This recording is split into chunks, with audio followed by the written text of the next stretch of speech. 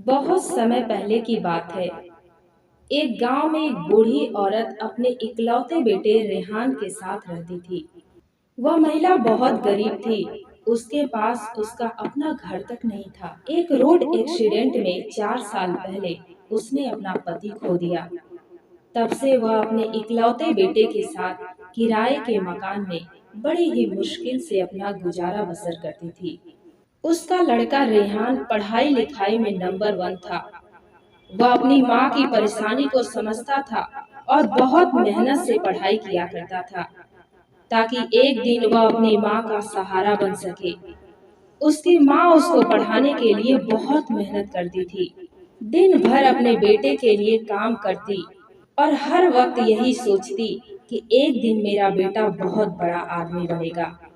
वह दूसरों के घरों में जाकर झाड़ू पोछा और बर्तन का काम करती और रेहान मन लगाकर पढ़ाई करता। उसको पढ़ते हुए देखकर लोग उसका मजाक बनाते कि अरे क्या तू दिन भर पढ़ता रहता है, कुछ नहीं कर पाएगा।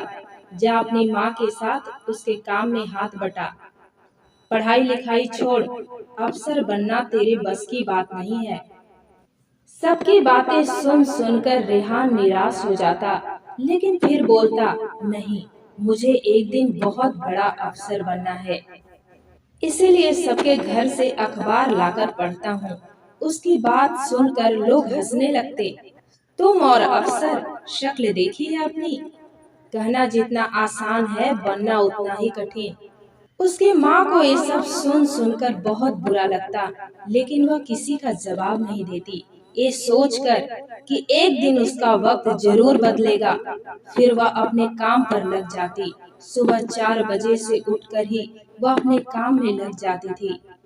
उसके साथ उसका बेटा रेहान भी अपनी माँ की हेल्प करता था।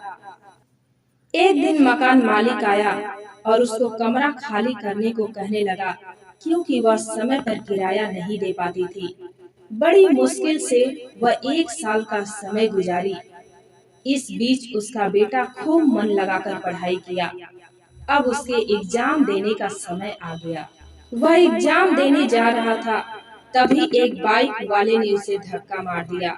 अब रेहान सोचने लगा कि एग्जाम देने जाऊं या हॉस्पिटल।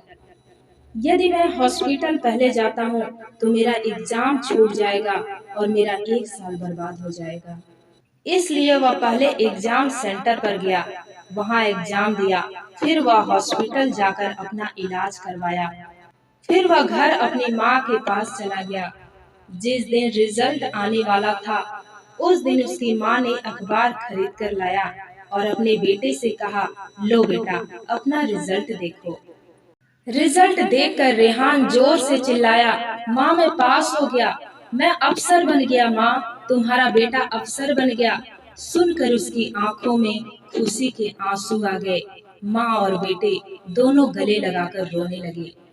दोस्तों, हमें हमेशा अपनी क्षमता पर भरोसा करना चाहिए। दूसरों की बातों में आकर कभी भी अपने लक्ष्य से नहीं भागना चाहिए। आप क्या कर सकते हैं और क्या नहीं, ये आपसे बेहतर और कोई नहीं जान सकता।